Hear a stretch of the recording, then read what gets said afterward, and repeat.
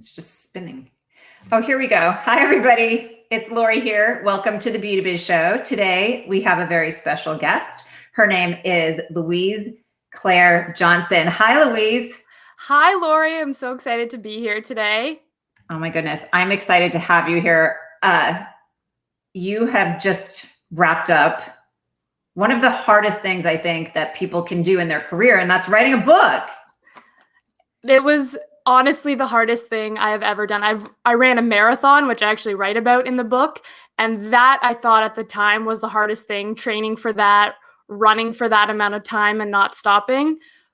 I haven't had a baby yet, but I think this is pretty close to having a book baby and the gestation period. And honestly, it was the most mentally challenging thing that I have ever done. What do you think the hardest part of it was? Was it putting all the information in a sequence that was flowing? Was it holding yourself accountable to sitting down and writing the book? What was the hardest element? Yeah, at different phases, I found new challenges. I was pretty naive when I first entered. I thought, oh, you just write a book, boom, it'll be on shelves in a couple months.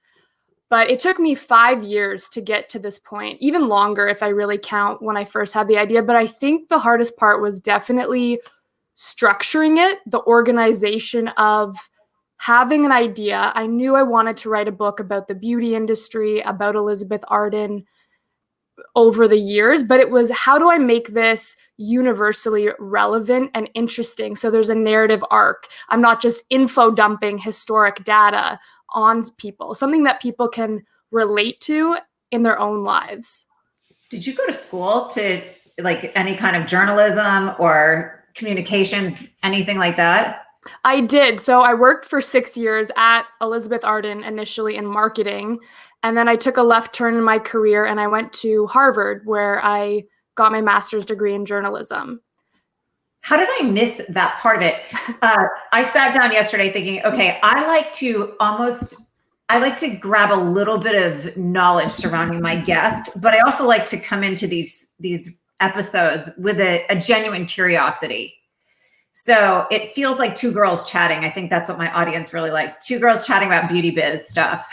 I love it. That's the way I like to talk about it too. Oh my gosh, Harvard. Yes. Is it true what they say? Okay, I lived in Boston for a long time when I was a flight attendant, and I used to go walk around Harvard Square. Yes. Where are you from? Toronto, right? Yeah, I'm Canadian originally, but I left home when I was 18. So I first started interning for 3 years every summer in New York City for Elizabeth Arden. And then I moved to Geneva, Switzerland for 2 years, where I worked in skincare for Elizabeth Arden, moved back to New York.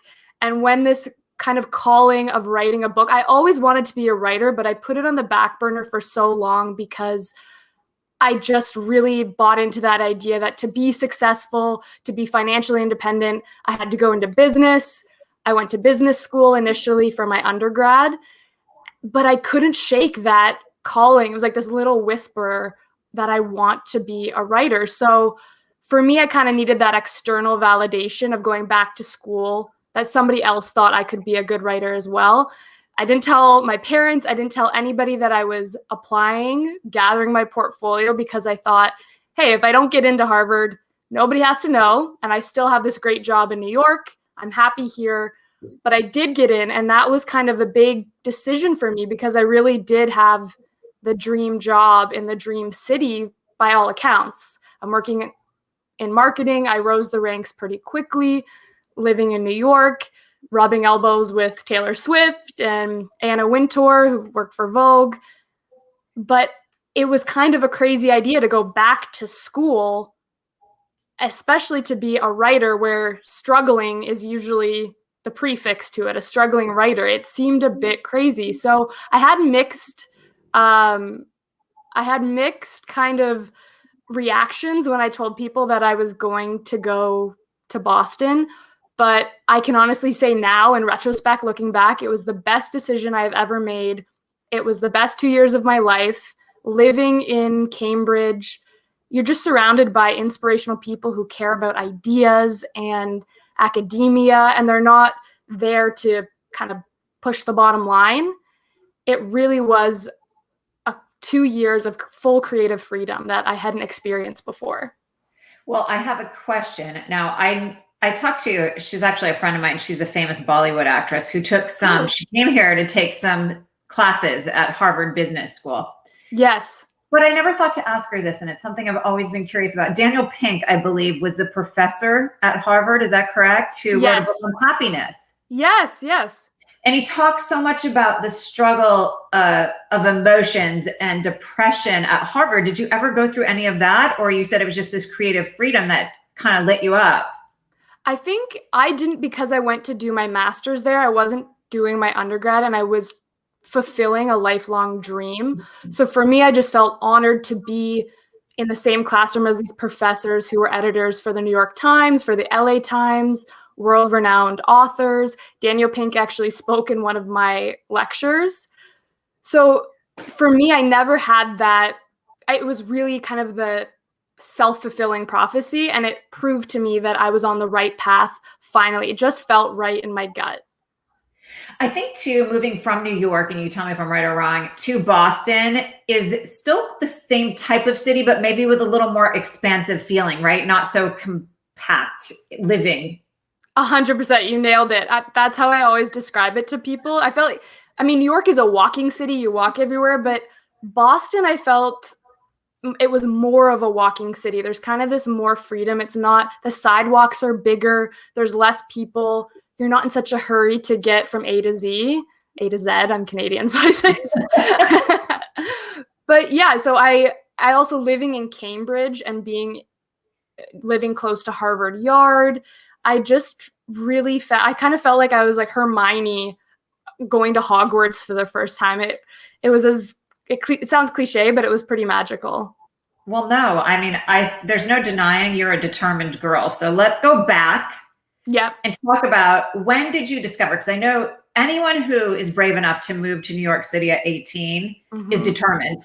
But prior to that, is there a time in your life, like when you were a kid or maybe your first job, where you go, oh, I have a drive and nothing's stopping me? Do you remember a moment attached to that? Definitely. I've always had this low-grade anxiousness. I didn't really know what to call it. But when I was 9, my parents actually took me to see a specialist because I developed a really bad insomnia. And a 9-year-old who is having trouble going to class, and I loved school, don't get me wrong, but I couldn't sleep at night. And we went to see all these specialists. They talked to the principal, my teachers. Is she getting bullied? What is it? And they kind of figured out at that time, it was really, I was just so anxious and stressed about my future, even at 9.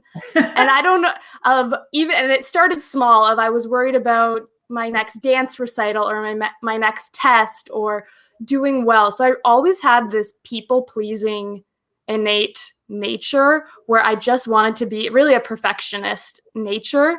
And I don't know if that is, I was born like that. I come from a really great, accomplished family. And looking back, I don't think that they put the pressure on me. I always felt it was this internal drive, but I always had this inclination that I wanted to do something big. I have found most people, and this is my own market research, but most people that are drawn to the beauty industry and really treat it as a career are people pleasers. Yes. It's weird. I mean, no matter what, because you never really worked in a treatment room or provided that type of service, did you? No, never. But I got to experience it a little bit while I was working in marketing at Arden. We would go to certain trainings, the beauty demonstrators in the spa, the Red Door Spa, and also at Counter. So I got to see it from a different lens, but it's all part of the same beauty industry. I feel like if you're drawn to this industry, it's about how you want to make people feel. 1000%, yes. I want to know, and then I'm going to tell you something that's really funny and how and why I was so drawn to your book. They sent me the PDF. Your publicist sent me the PDF. I'm going to make sure you get a hard copy. It's way better in hard copy. Well, I'm going on a long flight soon, so that's coming with me. I'm going to save it for my little wedding vacation that I have to go on. But oh my gosh, I couldn't stop reading it. And there's a reason, and I'll tell you that in a little bit. But I want to know, and gosh, there's so much we were going to talk about. what first attracted you to Elizabeth Arden? And when you first started writing, I'm like, how did Elizabeth Arden know, oh my gosh, Nightingale? Florence Nightingale Graham. How did she know her? And then I started reading, I was so confused. I know. Tell everybody how you became drawn to her and how those two names are attached. Yeah, okay, I'll start with, so Florence Nightingale Graham, everybody knows her as the famous nurse. She was a Canadian woman, and I'm from Canada, and we're both from outside of Toronto. So she was born Florence Nightingale Graham. Her mother wanted her to be a nurse. That was what her dream for her daughter was. But young Florence discovered that she couldn't stand the sight of blood, so that ruled out that career path for her. And she moved from outside of Canada in 1908 to Manhattan with dreams of becoming this self-made woman. She didn't know what it was yet. And beauty culturists. It wasn't called the beauty industry. It was this idea of these culturists who really were advocating for female self-care, skincare, pampering yourselves, and having women take some time for themselves at the beginning of the day before they pleased their husbands, before they took care of their children. This is in the early 1900s where women really were treated as second-class citizens. So this underground culture was forming of women just pampering themselves. It wasn't so much about makeup, more of the idea of holistic beauty. So Florence Nightingale Graham moved there, kind of saw the rise of this female emancipation, really. And she adopted an alter ego, called herself Elizabeth Arden. And you can read the book to see how she chose that specific name. I won't do it justice, but you should read the anecdote of how she chose that name. She really did love Elizabeth Taylor as well. That was part of it. And just kind of adopted this new persona of the woman she always wanted to be, and kind of shed Florence Nightingale Graham, her Canadian lower class roots, to become this successful entrepreneur. Right away, you talk about how she fought for women's rights. So it wasn't just, I'm going to give you a lipstick so you feel beautiful. Like, she was empowering us from the get-go. Mm-hmm. Yeah, at the time, makeup and red lipstick was a sign of sin. It was for women of the night and the brothels. And men didn't want their wives to wear makeup because they thought they were doing it for the male gaze, to attract male attention. So really, women were kind of owned by men at that time, at the dawn of the 21st century. And Elizabeth Arden saw this. She was a fierce advocate for women's rights. And this is kind of the dawn of the suffragette movement. And there was a big parade and a big march for women, the vote for women to have the right to vote in New York City down Fifth Avenue. And Elizabeth Arden weaved through the streets, handing out red lipstick. And it's this sea of women, if you can picture it, all dressed in white, holding banners, votes for women. They have babies in strollers, and all of them are putting this red lipstick as a sign of rebellion against the patriarchy, kind of this F you to the male gaze, and we're going to wear what we want to wear, and we're going to speak our truth. So it was this sea of red lips that was kind of a small but powerful emblem of emancipation. I have to ask you, because I love marketing and I love product development. Does she have a red lipstick called Rebel? No, that is Max Factor, I believe, or Revlon. I think they have one called Rebel. Oh my gosh. Somebody should name a red lipstick after some power movement that she helped us create as women. I know. She has Red Door Red. She had Montezuma Red. There's a lot of different kinds of red.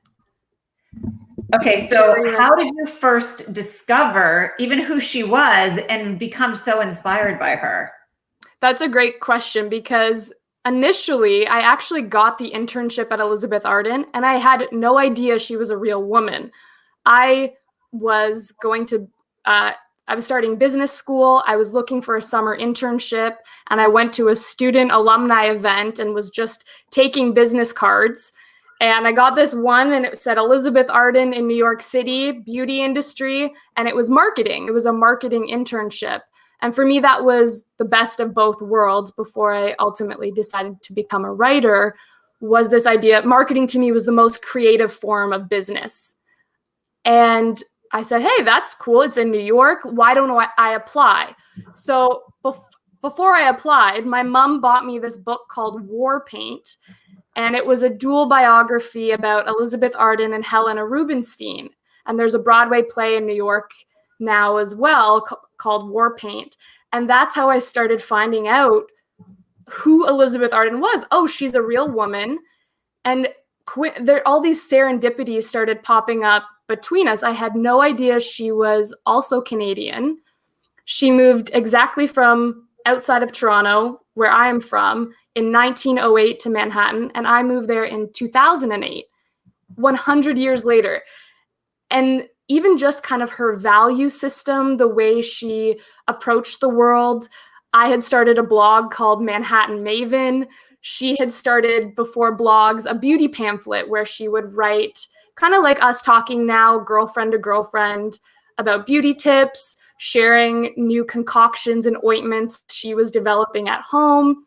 And that's kind of how I started as well, talking about beauty on a blog. For her, it was in this beauty pamphlet.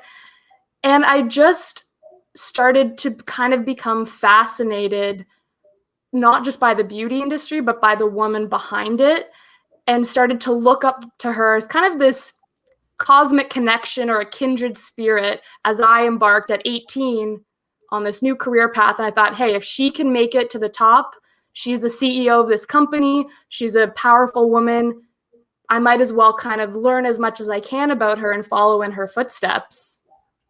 Oh my gosh. And that's really what your whole book is about, your discoveries along that journey. 100%. It starts off like that. It starts off with me following directly in her footsteps, asking myself, what would Elizabeth do in certain situations as I navigate New York for the first time? The second part of the book takes us to Europe. I lived in Switzerland. She lived in Switzerland, Old World London, and Paris. And so at every step of the way, I just would look to her and the lessons that she taught to see how I could accomplish not only personal goals, but also business goals. And then you'll see kind of near the end of the book, I actually take a divergent path and I start to look at her life almost as what not to do. So it's not just this beautiful, fluffy ride where she shows me the way to success. At one point, as I come of age and gain a little bit more confidence in myself, there's certain things about her life that I start to question, such as the way that so at first I'm really enamored by how much she puts into her business and full tilt into the corporate drive. But along the way, I start to question, well, what was she giving up to be that successful in the corporate world? Where are her personal relationships? What happens to her family, to her love life, to her other hobbies and passions that fall by the wayside? And I kind of had to ask myself, is this really the life I want? Is this the successful path I want?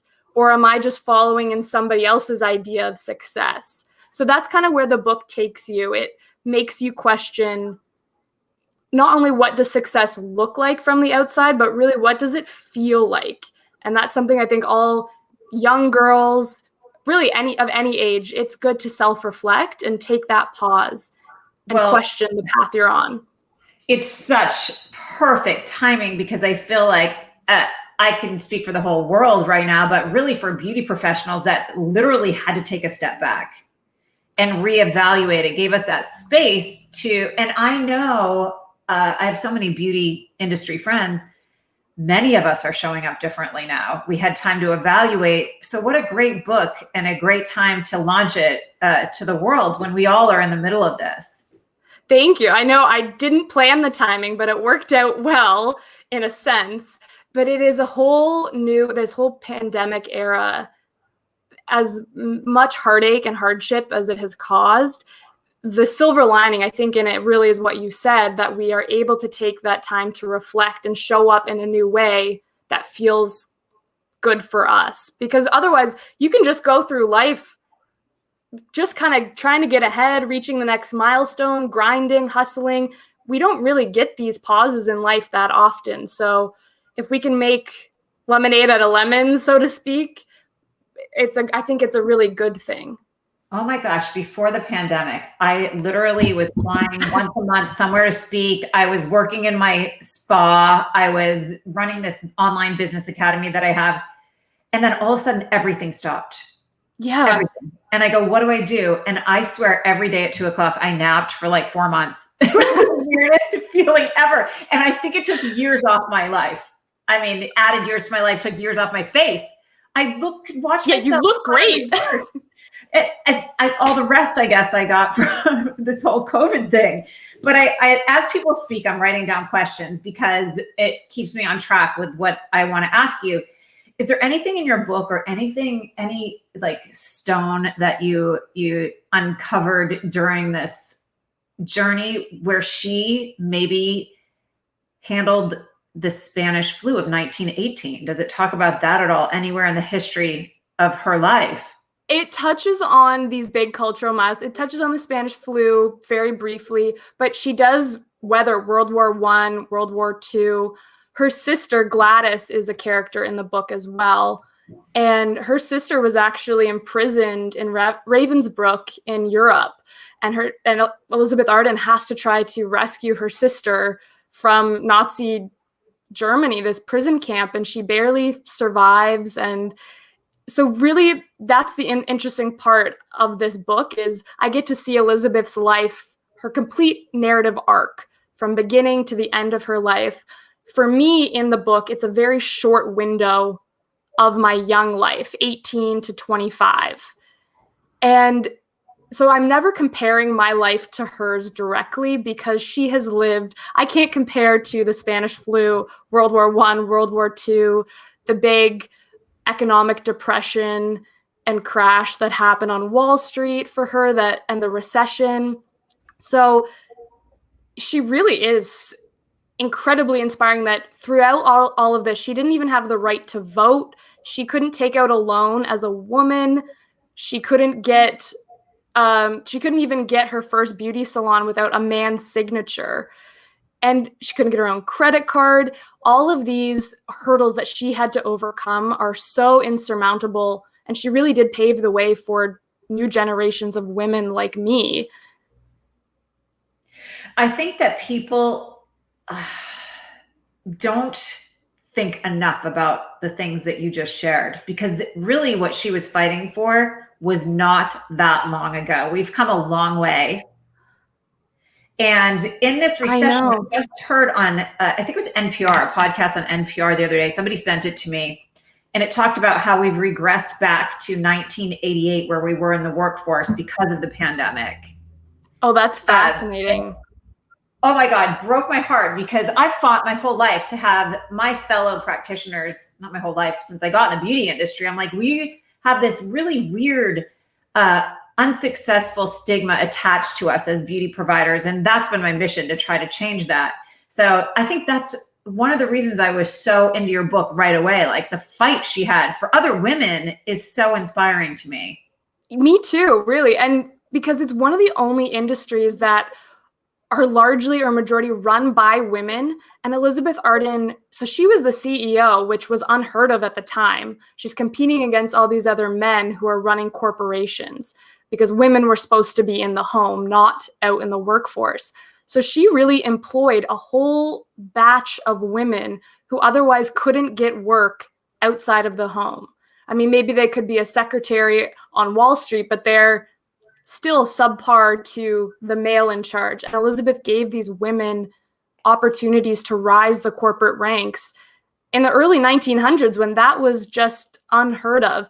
And so I think what you were touching on earlier with what's going on today is really interesting to me. Like you said, we're going back to 1988, because it's these women-run industries but we're still trying to fit into a system that was built by men for men, just the way the whole corporate structure works.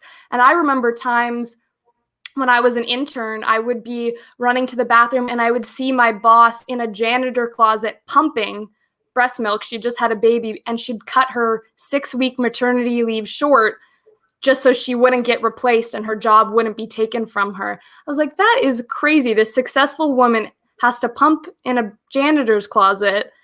I mean, there should be like lactation rooms or something to really allow women to flourish in these industries and not try to fit into this male mold. Yeah, I agree. I mean, this is what I stand for 100%. Oh my gosh, what was I going to ask you? Something about what actually, tell me a little bit. Let's dive into what you did at Elizabeth Arden when you got to New York. I wrote down what you said. Marketing is the most creative form of business. And I have to agree with you. Yes, me too. What you do is marketing. People are terrified of it. But honestly, I think everything in the world, this is maybe a big, bold statement, everything is marketing. The podcasts we're on right now, the clothes we're wearing, the makeup we put on our faces, the kind of phone you buy, it has all been marketed to you, whether subconsciously or consciously. And to me, what I've learned over the years, when I say I took a left turn in my career to go to journalism school and become a writer, I had my friend tell me this once and I never forgot it. He goes, you actually didn't take a left turn in your career because marketing is just storytelling at its core. And that's what we're doing. We're telling stories that are relatable and that resonate. And that when I first started marketing, I thought it was all kind of business, male-driven, analytical, but there is this beautiful balance of femininity and storytelling that goes with it that I really fell in love with, and I didn't know that initially. But yeah, so when I first started interning, I worked in color cosmetics, and then I also worked in the skincare division, and then later in my career, Elizabeth Arden licenses celebrity and designer fragrances. So Justin Bieber, Elizabeth Taylor is a big one, Britney Spears fragrance, Taylor Swift, Kim Kardashian initially was with Elizabeth Arden, and then she started her own fragrance line. So kind of everybody has come through Elizabeth Arden fragrance division. Oh, that's cool. I didn't even realize that. I know. You don't work for that company anymore. No. And I think it would have been hard to write a book if I still worked because I would have had a bias towards it. Yeah. Yeah. So I only could write it after leaving the company. Does she have kids? And now would be grandkids that are seeing your work? Do you know? No, she has no kids. She had a niece who got all of her estate really, but the company wasn't taken. She owned it all and she didn't have a succession plan. She honestly thought she was going to live forever. And she was just so hell-bent on keeping her own business. So the company has evolved and changed hands over the years. But I still do have a great relationship with Elizabeth Arden. They were acquired by Revlon in 2016. Okay. Yep. So yeah, they know about the book and they gave me access to the archives when I needed for research and everything. So yeah, but no, she has no living family left at all. Wow. Mm-hmm. Did she marry, or do you want to talk? People have to read the book to find out all this scoop. You can read it, but her love life is fascinating. She married I'll just tell you this tidbit. She married a Russian prince at one point. She had 2 marriages. The second was to a Russian prince who ended up on their honeymoon. He brought his boyfriend. Oh my God. Yes. And this is all true. This is a true story. It's crazy. So there's that. And then there's also it's never been proven. I couldn't find any substantial public records to validate this, but there was a lot of rumors that she was potentially a lesbian as well. There was Bessie Marbury, was a famous, she was a famous acting manager in New York, and she had a girlfriend named Elsie DeWolf, and also they were in a relationship with J.P. Morgan's daughter, Anne Morgan. So she hung out with those women at the time, and there was a lot of subtle remarks that she might have also been in a relationship with a woman. But again, we have to remember at the time that was considered illegal. So she could have been arrested and lost her business if that came out in the public. I cannot wait to read this book. Now, there's never been a better time too, because I'm running out of TV and Same. I'm going to just take my book to bed because I can't even watch anything left on. I've been watching so much TV. I just flip through and I'm like, I can't, there's nothing. I've seen it all. Oh, but you know what? This would make an incredible documentary. And I'm going to give the book to my friend who is a producer that does documentaries like this. Wouldn't that be cool if you were like the next Elizabeth Gilbert? That would be amazing. Eat, Pray, Love. Yeah. I'm ready for it. Yeah. I'm going to give him your book. And that'd be great. Thanks. Okay, because this book is stranger than fiction. It reads like fiction, but the stories are true. It's incredible. Her life is fascinating. Well, I could see where this is a story I wanted to share with you because I feel like nobody else is going to get this like you are. Yeah. Now, you also know I had to sign a non-disclosure. I went in and I did some consulting with a skincare and makeup line that was led by a very, very strong woman. And I can't tell you who it is. Unfortunately, I would love to become an open book, but I signed my life away. And I sat with her nephew at lunch. Mm-hmm. And everything he said to me was been my 100% mission since I entered the beauty industry. Like, she wanted businesses for women. She wanted jobs for women. She wanted, for them to work in a place, not that there's anything wrong with this, but this was the movement at her time to work at somewhere other than being a secretary or at working in a bank, because those were the two jobs for women in this era. Yep. And I'm like, oh my God, I am so relating to this woman. She had all kinds of celebrity friends, which I had, the fun of going to parties like that when I lived in LA and owned my spa. So fun. So fun. And I thought I'd be bored not being a flight attendant. So she bought so much property, this woman, in Los Angeles in the 50s, which is a huge accomplishment. And we went to an older part of the building to film. And right after I heard this, right? And I feel like, oh, I'm so connecting with this woman. This is so divine that I'm here in this space and learning about her energy. So I go into the restroom and I'm in there by myself. And all of a sudden the sink turns on by itself from across the room. Weird. And I go, wait, did I really hear that? Because it turned on and then off. And the only thing in this bathroom was an 8x10 old photo of her from like the 60s. Oh my God. It was so her. I go, maybe that's my imagination. And then I walk out of the room and the sink turns on again as I'm leaving the room. No, I got chills. Yes. So I go back out and I say to the head of marketing, I'm like, has anyone ever said it's haunted in here? And she's like, let's just put it this way. There are people that will not use that bathroom. So I feel like this woman and I connected. Wow. And she just said, Lori, you were on the right path. So whenever I feel beat up by this industry or maybe other people that don't understand what my mission is or see it like I see it, I go back and I think about that moment and it drives me forward. Kind of like what you said, that you think, what would she do in this situation? Exactly. WWED. What would Elizabeth do? I love it. So I think right away I'm like, gosh, it was on my computer and I was scrolling through and it was Sunday, but like I said, I can't wait to read the rest of it.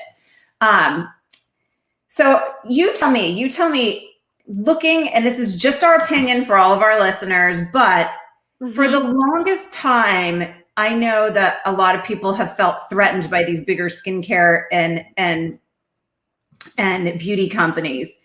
What do you think is going to happen to them now that malls are kind of becoming a less likely place for people to go in and try on a lipstick or to try that blush? What does it look like in the next 5 or 10 years for businesses in that realm? Such a good question because, we've seen the evolution from department stores to the boom of Sephora, going into store, trying it on. And makeup and cosmetics is one of those things you really do need to try it, see it in person, feel it, smell it, to make sure that it's something that you want. So I do see it going, with the pandemic now, storefronts are closed, you can't go in, but women and people are still buying these products. But I do see it going fully online, but there's going to have to be an interactive part, maybe the boom of you remember beauty boxes? People used to get those in the mail, the samples. I feel like they kind of had a heyday and then they sunk back down, but maybe direct to consumer samples. So you try it at home. People are going to have to get creative because I really do see this whole industry going online, but it's one of those ones where you really do need to touch, feel, smell, use all of your senses. So getting the sample in the mail, trying it, and then purchasing online, I think is the way it's going to go. What do you think? We could totally bring back the Avon lady. Remember? Yes. And I don't know how old you are because you look way younger than me, but I remember going to my aunt's house. 31. You're what? 31. So you may not remember Avon. Like my aunt always, and my aunt's 90 now. Her Avon lady used to bring her by the little lipsticks and she would give them to me and I was fascinated with them. I know exactly who she is. Yeah, my grandmother's sister was an Avon lady. Yeah. But part of the intrigue with that whole line was the little samples they dropped off at your front door. That's actually pretty ingenious. I could see that coming back for sure. You're right. Yeah, and history repeats itself. We just have to shift with the culture. So everything sees a renaissance. Yes. And for me, you're right. Even the smell of a lipstick, it can look incredible on my lips and go with my complexion. But if it smells a little odd to me, I can't wear it. Same. And certain skincare products, I'm like, ooh, I want to try that. And you get it and it's a scent that just doesn't work for you. Yeah. It's other thing, clothing, you can buy it online and return it. You can't return these products. So Avon lady, you're onto something. I think we might see Let's bring it back. I've been looking for it's the Avon lady. Yeah. I like it. Oh my goodness. Yeah. I mean, it is going to be an industry that I think forever will be recession proof, but I truly believe it has to make some big changes now because of the fact people want to see it, feel it, smell it, touch it before they buy it. Or a company is going to have to really add into their budgeting factors a heightened level of returns, right? Yeah. They're going to have to accommodate somehow for these new changing shopping habits. So moving forward, I would love for you to share with me the biggest takeaway you learned about yourself writing this book, because this has been a journey of who you are from the very beginning. Oh my gosh. Stepping into your career, not just writing the book. Absolutely. Well, other than that, I can sit for a very, very, very long time and write. That's something I learned. But really, the whole book was an act of catharsis for me, looking back and shaping my coming of age, the most formative years, and reflecting on it, and not just putting it into a book, but looking at my flaws, examining myself. And I think the most challenging thing for me was how vulnerable it made me feel to put it down on paper, knowing people are going to read this. But I think that's also going to be the most rewarding part, because that's what people relate to. It's those vulnerabilities. It's exposing your flaws and not being so perfect. And like I said earlier, I'm a perfectionist. So that was the hardest thing for me, is letting that go and putting it all on the page. And hopefully it resonates with younger girls kind of going through the same thing. One of the things, and I do a lot of mentorship and coaching, one of the first things I'll tell somebody that wants to step into creating something, has a goal, is you have to let go of perfectionism and just focus on progress, because everything can be fixed, right? 100%. Yeah. Even with the book, to get to the finish line, if you say you're going to write a book, it's such a daunting process. And I had to give myself permission to write a bad draft. Just write it through to the end. You can always go back and edit it. So that was something for sure as well. Okay, so I want to ask you a question. And really, I ask everybody this. I already know one of your answers. These are kind of rapid fire questions. I love these. If you could have dinner with anybody, 3 people, I know who number 1 would be, but who are the other 2? Elizabeth Arden, absolutely.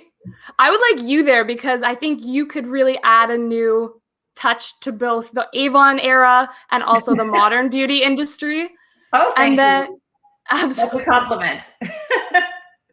And then probably I would throw in Marilyn Monroe because she was best friends and a client of Elizabeth Arden. I would love to just hear some stories of the golden era in New York and Hollywood and what they talked about while they had dinner together.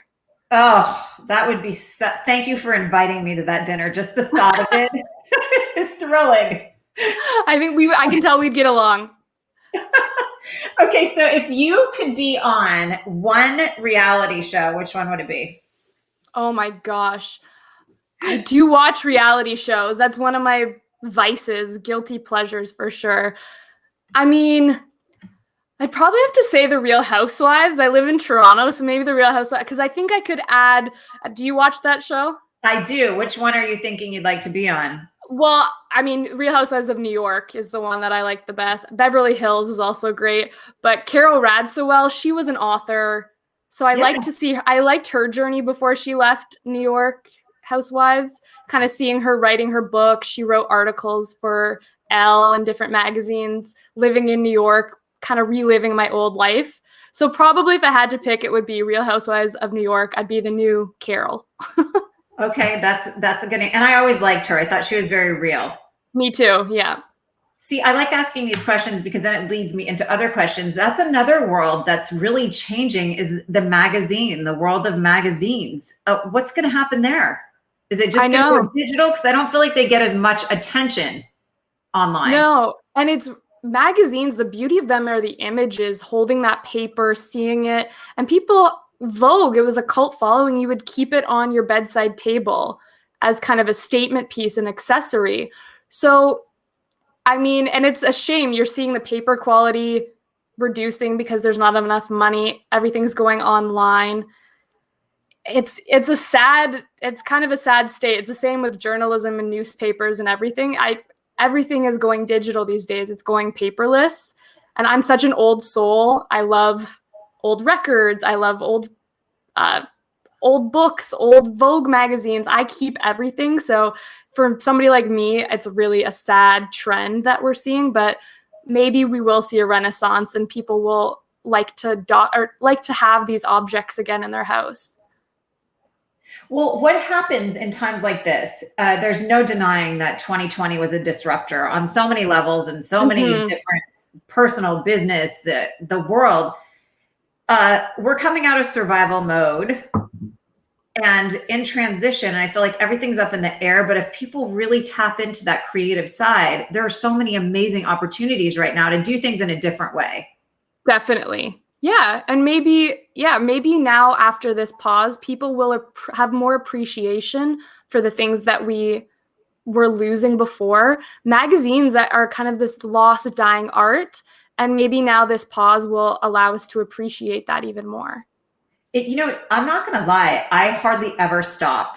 But even when I was doing a million things and running around like crazy, and I would grab a magazine from the grocery store on Sunday morning and sit in my backyard and not just flip through it and read, even if it was like, one of the, I don't even know, the Hollywood magazines. It just allowed me to disconnect from my stress and relax a little bit. That's true. It's a form of escapism. And it's a sense of normalcy. It kind of brings you back to who you were before the pandemic. So yeah, I agree with you. Well, and speaking of normalcy, that's why I watch The Housewives, because I realize how normal my life is and I have gratitude for that. Same. It's a form of escapism for me. It lets me just shut my mind down. It's always thinking, and that is just this mindless, numbing escape for me. Did you say you live in Toronto now? You're back in Canada? Yes. Yeah. I moved back to finish the book kind of as my main hub and then travel from there. I mean, I haven't been able to travel in a long time. I feel bad for you guys. When you are recording this, it usually goes out. So I don't know, where you'll be when this actually hits the podcast platforms. But oh my gosh, you guys are still like trying to open up there, huh? It's the worst it's ever been in North America. It's the worst in North America in Toronto. They closed down golf courses. You can't eat on a patio. You can't play tennis. There's nothing. Even outdoor activities have been shut down for us. It's pretty bad. Now, if you go for a walk? You can go for a walk, but you can't fraternize. You can't sit in a park with anyone or anything. You're not supposed to. Oh my goodness. That's kind of what we did here in Palm Desert all summer. And I felt like such a caged animal because it's 120 every day. The one thing you could do was go outside for a walk, and you couldn't even do that unless you wanted to Exactly. heal over a heat stroke. And it's mixed messaging because they're saying it's not transmitted outside, so go outside, get some fresh air. But then when they take all that away, it's very confusing. And it's just sad that after 14 months, we're worse than we've ever been. So, I mean, and also Canada, we're not getting the vaccines as fast as I'm pretty sure the entire population of Canada has been vaccinated in the US by now. Yeah. Well, we have a lot of snowbirds here, and they are coming down here. So let me ask you this. What are you doing to stay sane? Maybe you can help a listener out that is in your position going, give me something here to make me feel normal. Yeah. Well, I think first and foremost, give yourself a little bit of grace if you're not producing and you don't come out of this pandemic with a body of art or a next great novel. Give yourself, I mean, we're going through a pandemic. So I think there is a bit of that feeling like, well, I have all this extra time. I need to maximize it. You don't have to. There is this underlying heaviness going on. Give yourself a little bit of space there. But on the flip side, for me, having this pause, not having social obligations, not traveling as much, has kind of allowed me to refocus and pick up hobbies. So basically, I think that would be my recommendation. Pick up something that you do just for the pure enjoyment of it, not for financial gain or to impress anybody else.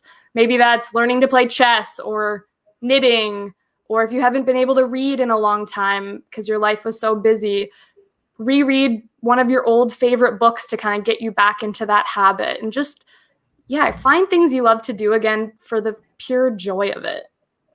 There's one thing I regret that I did not do during our lockdown, which I didn't get to work for almost 10 months. That's a long time. That is a long, of your career.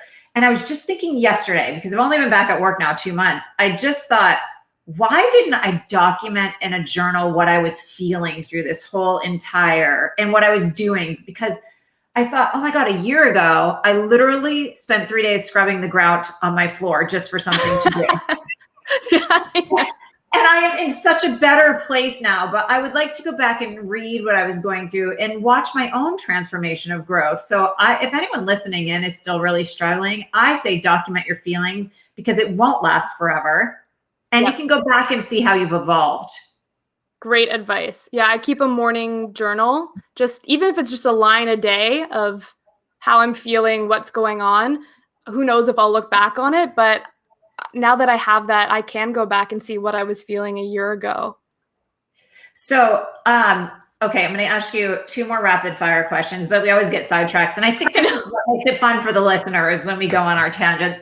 So if you could be in any band, what band would it be and what member would you be? Oh my God, that's such a good question. I have to think. I mean, I think I have to go with the Beatles, and I would be Paul McCartney. I want to be the front and center guy. I want to be the guy writing the songs, and he has aged so well. He has managed his career over decades. So I want that kind of longevity. I want to still be a cool old rocker at that age. Well, I have to say, you are an old soul. I did not expect you to pick the Beatles. I don't think there's any great new bands of this era, which maybe that'll get me in trouble for saying that, but.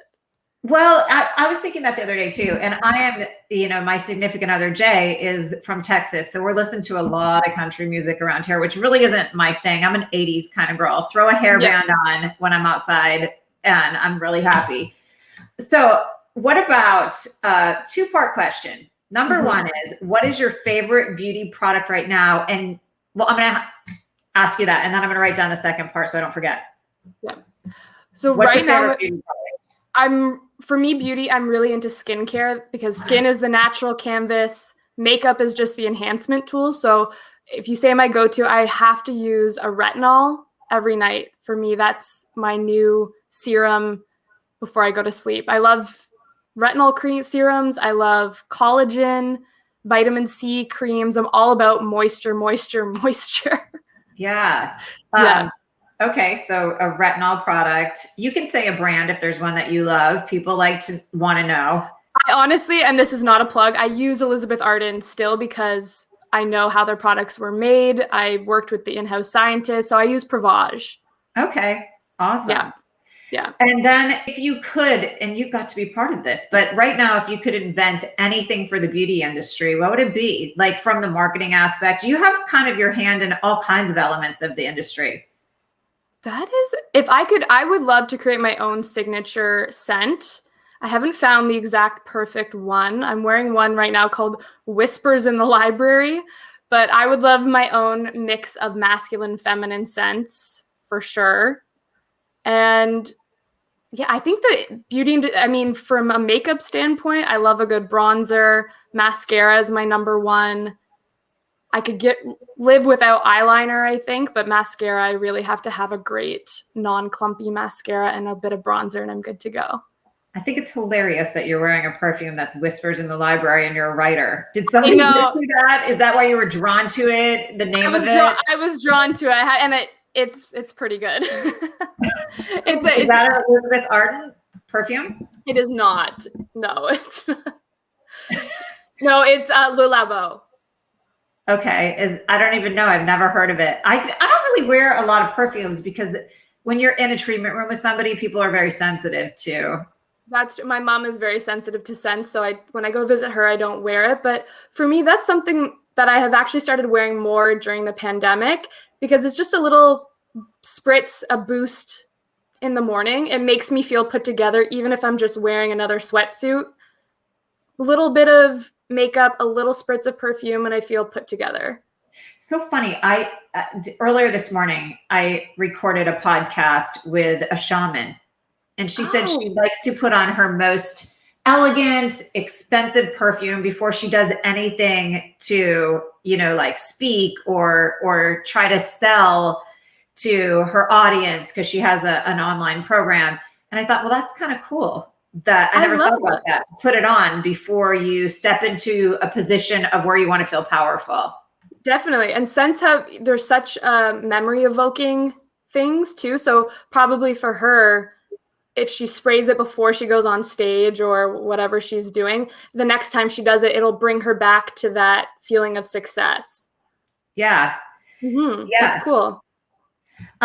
So is there anything do you have like an official job or title or anything now, or have you just devoted your time to this book and launching it and writing it? Yeah. So after I graduated with my degree, my journalism degree, I've been freelance writing for magazines and newspapers on the side while trying to finish the book. But now I can say I'm a full-time author, full-time writer. This is my full career. And I have a second book right now that is going on submission. So I'm hoping to this is the first of many. Oh, how awesome. I think writing is such a talent. I think it's like speaking another language. Some people are just gifted the ability to do so. So it's something that I admire when people can devote the time, energy, and creativity that has to go into this type of project. Thank you. Yeah, I agree with you. I think there's an innate skill, but I also think it's something that's learned. It's a muscle through repetition. It's like people who play piano. Some people can learn by sightseeing or sight reading and practicing over time. Some people are really good. They already have the music in their ear. And it's just it's a lot of discipline. It's sitting down, it's reading a lot so that you know what good writing is. And it's all about patience. It's making sure, it's kind of like a song, making sure that the sentences flow into the next, that you're not giving too much dialogue or too much background. It's kind of like a dance, really. I always think of writing as the same type of feeling and frustration that I had when I was trying to learn the piano. You have to take the music notes and they have to move into your head, out through your hands, and onto the piano. And it's kind of like that. You have to take your ideas and put them into your head and out onto that paper through pen or, however you choose to write.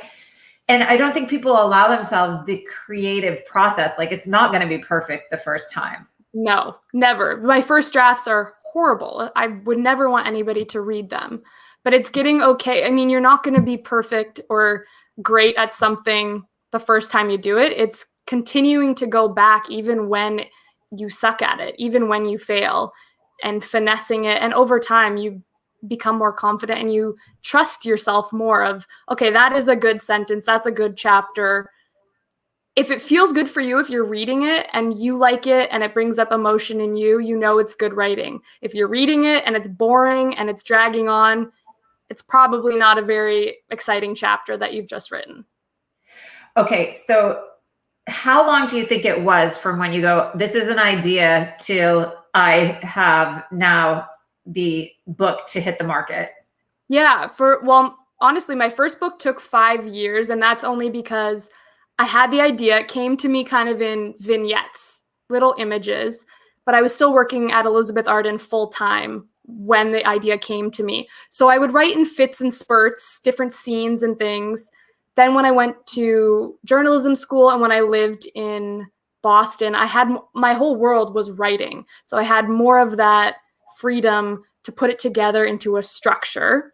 So, I mean, overall, the writing itself took me probably 6 months if I really distilled it down. But that's because I'd spent years researching it, outlining it, putting together how I wanted the kind of narrative climax to go, where I wanted the ending, the thesis and theme that I wanted the book to have. I didn't just want to tell a surface level story, this kind of chronological biography. I wanted it to have a deeper universal takeaway. So honestly, it was the back end that took me years while I had a full-time job, maybe 6, and that's fast to write a book in 6 months. But then I probably rewrote it 8 more times with my literary agent, with the editor at the publisher, getting feedback from critique partners, and really cutting the fat and making it every single sentence sing.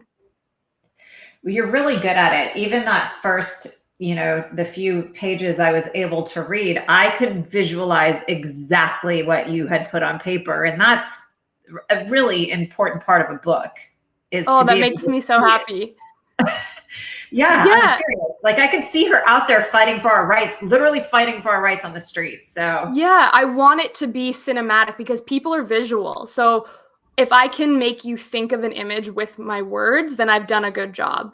Yes, you have, because that's exactly how I felt right away. Great. If people listening in want to write a book, because I talk to so many people that do, can you give, I don't like to say just give a success tip, because then it almost feels overwhelming. Like, give a tip on where to start if you want to write a book. That's the biggest question. How do I start? I have an idea. What do I do next?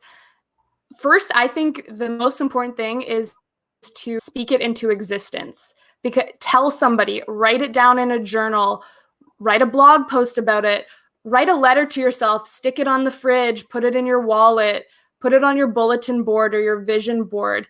As soon as you get it out of your head into the real world, it's more concrete. And if you can see it, you are more likely to achieve it. So that's my first tip is, if you're thinking about it, you're mulling it over, tell somebody, write a contract to yourself and say, I will write a book by this date, blah, blah, blah. And if I don't, I have to donate X amount to charity or something.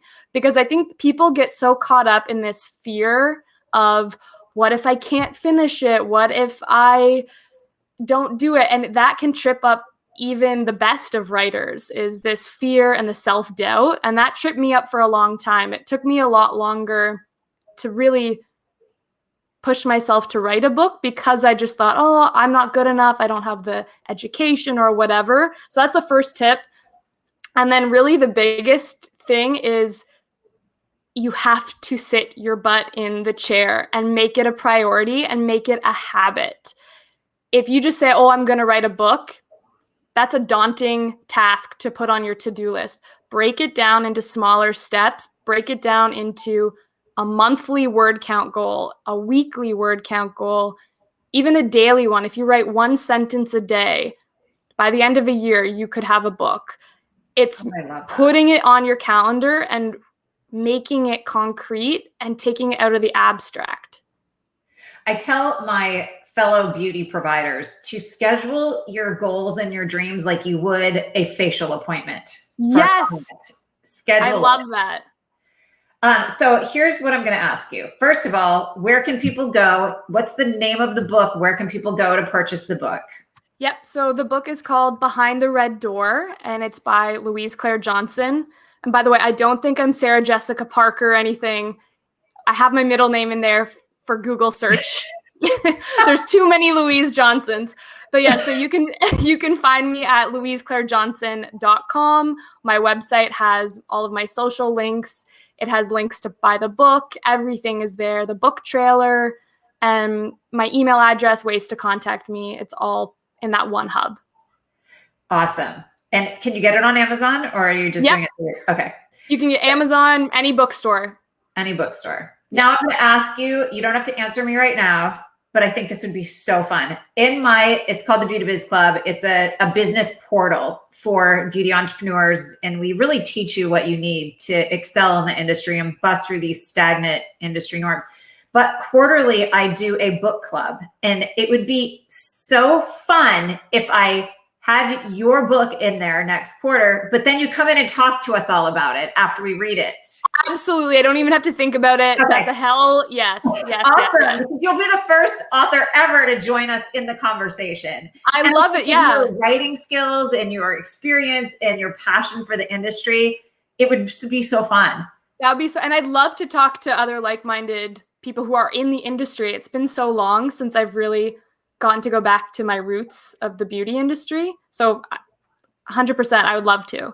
Okay, awesome. I'm going to have to get your personal email because we're going through a third party now. So, okay, yep. Awesome. Anything else you want to share that I missed before we wrap it up today?